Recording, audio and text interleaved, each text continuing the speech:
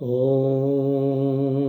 नमः शिवाय गुरवे सच्चिदानन्दमूर्तये निष्प्रपञ्चाय शान्ताय निरालम्बाय तेजसे।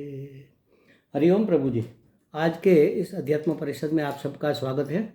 आज का प्रश्न गुड़गांव से ज्योति गुप्ता जी का है। उन्होंने पूछा है कि गोपियाँ श्री कृष्ण को माँ यशोदा जी का लाला मानती थी या भगवान के रूप में समझती थी। एक प्रश्न। उसी में दूसरा है, भागवत जी में कहा है कि गोपियों का मन श्री कृष्ण में लगा रहता था, वे कृष्णमय हो गई थी, तो हमारा मन भी कृष्णमय कैसे हो? ये दूसरा प्रश्न। और तीसरा, हमारा मन तो जगत के प्रसंगों में चला जाता है, श्री भगवान के साथ नहीं रह पाता, तो क्या उपाय करें? तो देखो, यहाँ पर पहले प्रश्न को एक के बाद एक क्रम में समझते हैं इसको। भगवान में पहला प्रश्न है आपका, गोपियाँ श्री कृष्ण को माँ यशोदा जी का लाला मानती थी या भगवान के रूप में समझती थी। तो देखो, पहले तो गोपियाँ जब कृष्ण छोटे थे और खेलते खालते थे तो गोपियाँ उसके साथ खेलने के लिए, उसको खिलाने के लिए यशोदा जी के घर पर जाती थी। बहुत छोटा, मतलब वो चल भी नहीं सकता था, इतना छोटा, घुटनों के बल चलता था, तब भी गोपियाँ उसके दर्शन करने जाती थी और उसके प्रति उसका बहुत बड़ा प्रेम उमड़ता था। अब सोचो आप, किसी दूसरे के बच्चे के प्रति हमारा इतना ज़्यादा प्रेम क्यों उमड़ेगा?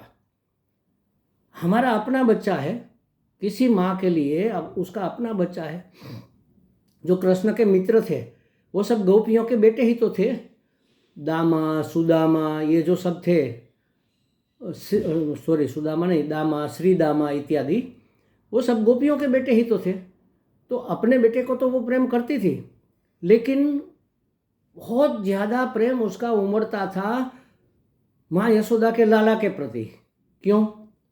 क्योंकि वह भगवान थे, और भगवान थे इसलिए उसका जो वो शरीर हमें दिखाई दे रहा था वो पंच महाभूतों का बना हुआ नहीं था महाराज। वो ज्योतिर्मय था, वो दिव्य देह था, वो अवतार थे। अब देखो, यहाँ कमरे में अंधेरा है और हम बाहर से आए, हमें लाइट नहीं जलानी है। वैसे दिन का समय है, थोड़ा थोड़ा उजाला भी है, लाइट की आवश्यकता भी नहीं है, लेकिन कुछ करने गए और स्विच हमारे हाथ से छूकर ऑन हो गया, गलती से स्विच को हमने छू लिया, तो भी उजाला हो जाएगा कि नहीं हो जाएगा? हो जाएगा। तो गलती से हमने अग्नि को छू लिया तो हाथ जलेगा कि नहीं जलेगा? जलेगा। जानबूझकर नहीं किया हुआ भी उजाला होता है, मतलब लाइट जलती है, आग जलती है तो उजाला हो जाता है।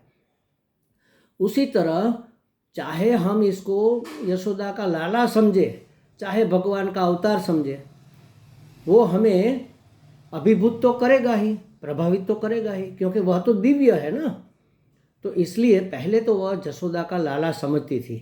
धीरे धीरे धीरे कृष्ण बड़े हुए, खेलने खालने लगे, गौएं चराने लगे, और उसने देखा कि अपने मित्र तो बहुत दुबले पतले हैं, उसके घर में एक एक दो दो गाय है और घर का पोषण भी उसी से होता है, तो माँ उसको मक्खन या दही नहीं खिलाती, तो इसके बगैर पुष्टि कैसे होगी?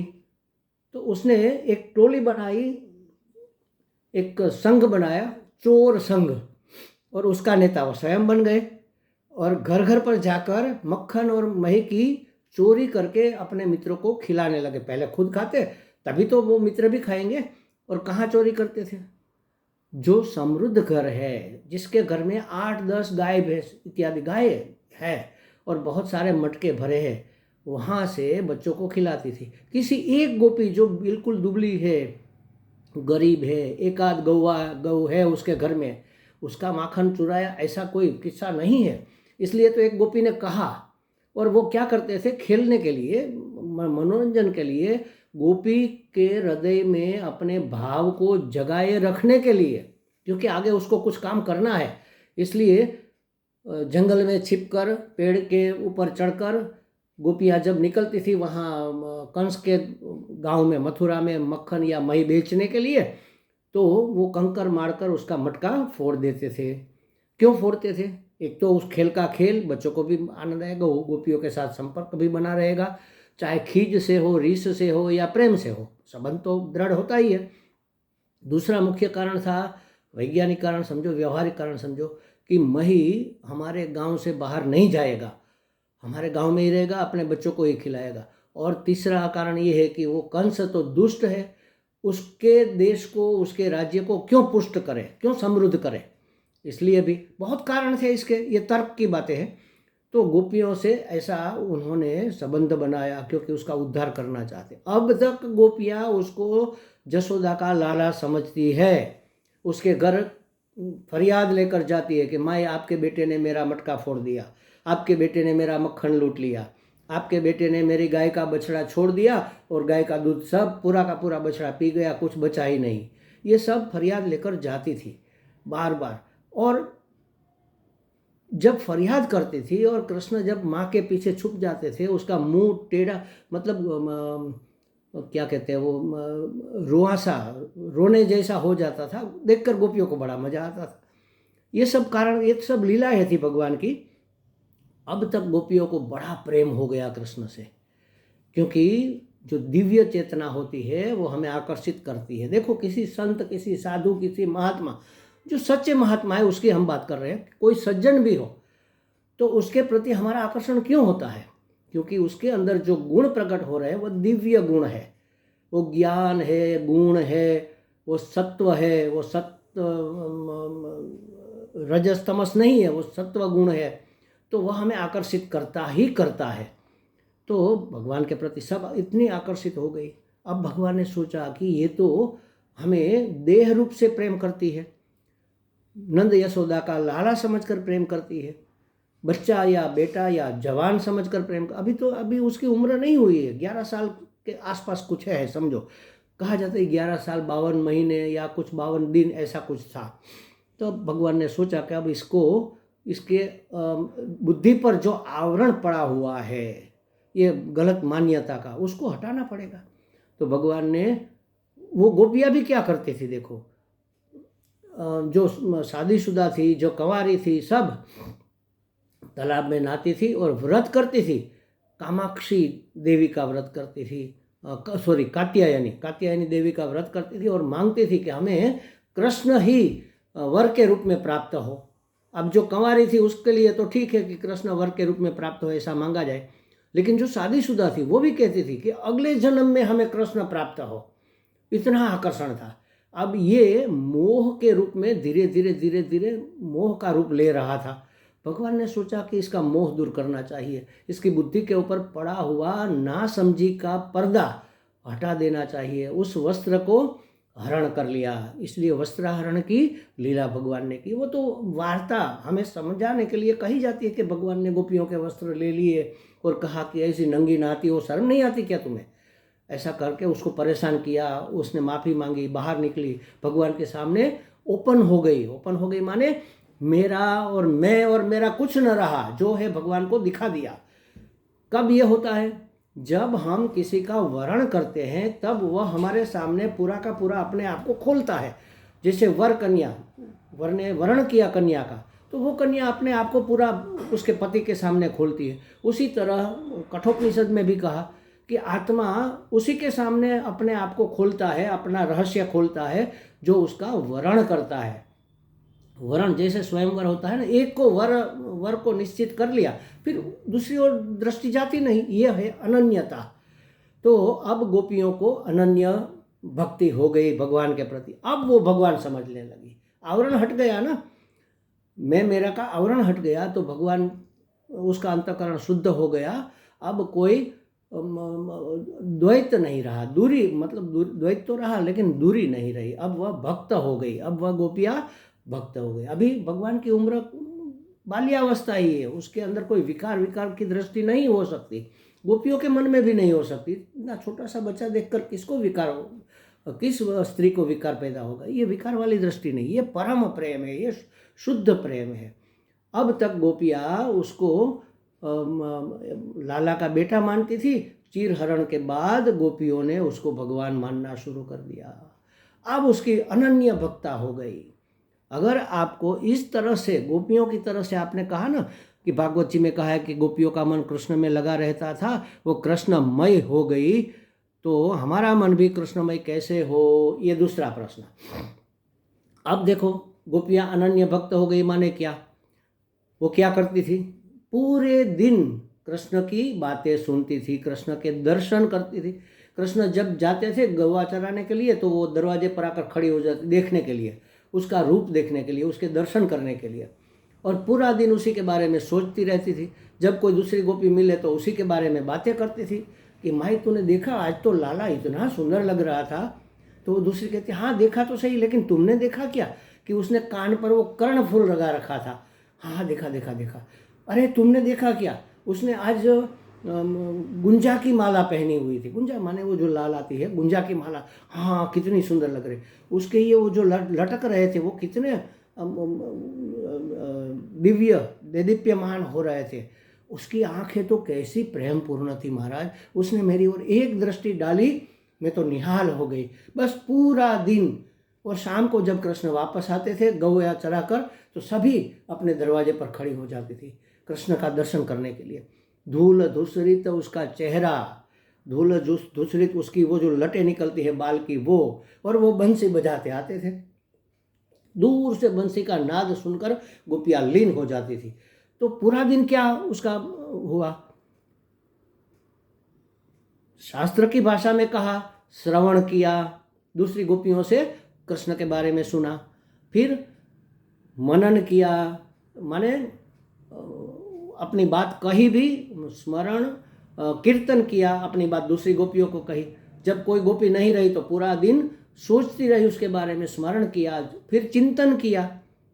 तो अगर अनन्यता, आपने कहा कि गोपियों जैसी हमें कृष्णमय बनना है तो हम क्या करें, तो उसका उपाय है भगवान के नाम, रूप, गुण, लीला, पराक्रम और धाम, इन सब के विषय में पहले तो सुनो, फिर किसी को कहो, फिर कोई सुनने सुनाने वाला नहीं है तो चिंतन करो, और फिर स्मरण करो, स्मरण करो और फिर चिंतन करो। ये है उपाय कृष्णमय होने। अब देखो, कृष्णमय ये शब्द समझ लो। मय का मतलब है बाहुल्य। कृष्ण बाहुल्य मन। बाहुल्य का मतलब क्या होता है? बहुत ही ज़्यादा। लेकिन दूसरा तो रहा ना, भक्ति में द्वैत बना रहता है, मैं और मेरे कृष्ण, बाकी और कोई नहीं। इसको कहते हैं अनन्यता। जहाँ जहाँ नज़र मेरी पड़े हरि तुझ हाजरी, बस इस तरह से भगवान को ही देखना, भगवान के ही बारे में सोचना, भगवान की ही बातें करना, भगवान की ही बातें सुनना, ये है कृष्णमयता, जिसमें थोड़ा मैं तो बचा रहता है, लेकिन मैं उसके लिए मात्र, अपने लिए भी नहीं, किसी दूसरे के लिए भी मैं नहीं, उसके लिए, लेकिन मैं तो है। तो ये है भक्ति की अनन्यता। लेकिन भगवान गीता जी में कहते हैं कि ज्ञानी भक्त मुझे ज़्यादा प्रिय है। अब ज्ञानी होगा तो उसका मैं नहीं बचेगा। मैं और तू जब एक हो जाता है तब होती है ज्ञान की भक्ति। तो तीसरा प्रश्न आपने जो कहा कि हमारा मन तो जगत के प्रसंगों में चला जाता है, भगवान के साथ नहीं रह पाता, उसका क्या उपाय है? तो उपाय बताते हैं। उसका उपाय ये है कि जो हमने पहले कहा था, देखो हर एक प्रश्न में गांठ बांध लो आप महाराज, हमारी वो जो चाबी है ना वो ही लगानी पड़ेगी। जो है, जहाँ है, जैसा भी है, मेरे कृष्ण है। बस कृष्ण ने लिया हुआ वेश है। कृष्ण माने भगवान, जो हमें आकर्षित करते हैं, जो हमें प्रसन्न करते हैं, वो भगवान ने ही ये रूप लिया है। अब देखो, अब जहाँ जहाँ मेरी नज़र पड़े हरि तुझ हाजरी, जिसको भी देखो, तो आपने कहा ना कि हर एक प्रसंग में हमारा मन अन्य प्रसंग में, जगत के प्रसंग में चला जाता है। प्रसंग माने क्या? व्यक्ति, वस्तु, परिस्थिति, पदार्थ। कोई भी व्यक्ति हो हमारे सामने आए तो ये सोचो कि हमारे भगवान ने ही यह रूप लिया है, यह खेल खेलने के लिए यह वेश लिया है, एक पात्र लिया है। एक नाटक, संसार का नाटक चल रहा है, उसमें एक पात्र लिया है हमारे भगवान ने, पुरुष का, स्त्री का, पशु का, पक्षी का। जो भी दिखे हमें वो भगवान का ही लिया हुआ वेश अगर हम समझने लग जाए, जो भी है, जहाँ भी है, जैसा भी है, सुंदर है, असुंदर है, सयाना है, मूर्ख है, विद्वान है, बहुत बोलता है, बहुत नहीं बोलता है, जो भी करता है, जैसा भी है, जो भी है, जहाँ भी है, जैसा भी है, मेरे भगवान है। बस ये सिर्फ सुनने की बातें नहीं है महाराज, ये करने की बातें हैं। आपने सिर्फ भगवान का प्रश्न हमें पूछा और हमने कहा कि आप इसके बारे में स्वयं उत्तर खोजो, तो आपका मन देखो भगवानमय हो गया कि नहीं? कितना भगवानमय हो गया। अंदर देखो कितनी शांति, कितनी प्रसन्नता, कितना संतोष, कितना आनंद उमड़ने लगा। लेकिन अगर हम जो है, जहाँ है, जैसा है, मेरे प्रिय परमात्मा है, मेरे प्रियतम प्रभु है, तो क्या हाल होगा देख लो महाराज। प्रसन्नता की कोई सीमा नहीं रहेगी। और ऐसा ही मैं अपने आप को चाहता हूँ। आई वॉन्ट प्लीजेंट आई। हमें प्लीजेंट आई पसंद है। ऐसा ऐसा मरा हुआ, चिंतित, चिंता से ग्रसित, दुखी, परिचिन, ऐसा मैं, मुझे पसंद नहीं हूँ। मुझे तो प्लीज्ड आई, प्रसन्न में पसंद हूँ। और प्रसन्न में रखने के लिए जो है, जहाँ है, जैसा भी है, जो भी परिस्थिति हो रही, जो भी घटना घट रही, वो भी परमात्मा की इच्छा है, परमात्मा की योजना है, वही घटा रहा है। तब किसी भी प्रसंग में हमारी दृष्टि जाएगी, हम कृष्णमय बने रहेंगे। तो एक ही उपाय है महाराज, ये ज्ञान से जाना जाता है, क्योंकि शास्त्र में कहा है कि भगवान ने ही सब रूप लिए है। तो ये ज्ञान भी हो गया और भक्ति भी अनन्यता हो गई, भक्ति भी हो गई। तो मैं न रहा, तू न रहा, बस एक ही हो गए। जैसे मैंने एक गीत सुना था, मैं ना रहूं, तू ना रहे, एक दूजे में खो जाए। एक दूजा भी नहीं रहता ना महाराज वहाँ पर। मैं और तू मिट जाए तो बस आप वही हो जाए। अहम ब्रह्मास्मि हो गया, ये मैं ही हूँ, मैं ही कृष्ण हूँ। गोपियाँ, अंत में आपने भागवत में पढ़ा होगा 10वें स्कंद में, आप देखो जब भगवान मथुरा चले जाते हैं व्रज छोड़कर, तब गोपियाँ उसको याद करती है, उसकी बातें करती है और इतनी तल्लीन हो जाती है, वो कृष्णमय नहीं रहती, वो कृष्ण ही बन जाती है। एक गोपी कहती है, देखो देखो गोपियों, मैंने गिरिराज को अपने हाथ पर, अपनी उंगली पर उठा लिया, अपनी चुनरी ऐसे उठाकर कहती थी ऐसे कि देखो देखो गोपियों, मैंने गिरिराज को उठा लिया, आप सब मेरे आश्रय में आ जाओ। वो क्या हुआ? वो कृष्ण हो गई, वो मानने लग गई, उसको ऐसा एहसास होने लगा कि मैं तो कृष्ण हूँ। एक गोपी ऐसे करती थी, देखो मैं बंसी बजा रहा हूँ, कितने सुंदर सुर निकल रहे हैं, आप सुनो गोपियों, आप सुनो, मैं बंसी में आपको पुकार रहा हूँ। वो तो गोपी थी, लेकिन फिर भी अपने आप को कृष्ण समझने लगी। कोई गोपी गैया चराने लगी, कोई गोपी किसी को परेशान करने लगी। तो ये है कृष्णमय हो जाना। जैसे पहले हमने कहा ना कि पहले उसको वो लाला समझती थी, लेकिन आकर्षण तो था ही, और कृष्ण ने माखन चोरी की लीला की, तो कोई गरीब घर की गोपी के घर में नहीं गए। कैसे पता चला कि नहीं गए? तो एक गोपी कहती है कि आज तक एक कंकर न लगा, गया भाग्य मुझ फूटी। गोपियाँ जब मही बेचने जाती थी ना, तो वो कंकड़ मारकर उसकी मटकी फोड़ देते थे। एक गोपी ऐसी गरीब थी, उसका एक आध मटका ही रहता था, तो छोटी सी मटकी लेकर वो सबके पीछे पीछे जा रही है। कृष्ण ने कभी उस मटके को निशाना नहीं बनाया। वो कहते, अरे मेरी मटकी नहीं फूटी क्या, मेरा तो भाग्य ही फूट गया, कृष्ण मेरे साथ कोई लीला तो करते ही नहीं। देखो, ये है कृष्ण की लीला का एक समझदार हिस्सा, कि वो किसी गरीब गोपी को नहीं लूटते थे। लेकिन सभी गोपियाँ परेशान, तो भागी सब वापस। तो वो गरीब गोपी थी, वो भी वापस घर पर आ गई। अब मटका बिका नहीं, अब क्या करे, वो तो माखन या दही ज़्यादा तो रहता नहीं, उसका उपयोग कर लेना पड़ता है। उसकी छाछ बना ली तो माखन निकल आया। अब इतना सारा माखन क्या करे, तो अपने बच्चों को खिलाया, परिवार को खिलाया, माने पुष्टि अपनी शारीरिक और स्वास्थ्य और इसकी ये हो गई। ये कृष्ण की लीला के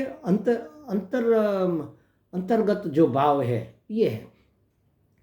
तो गोपियाँ भगवान कृष्ण को पहले तो जसोदा का लाला समझती थी, उसका आकर्षण रहता था, क्योंकि वह दिव्य था, वो तो आकर्षित करेगा ही।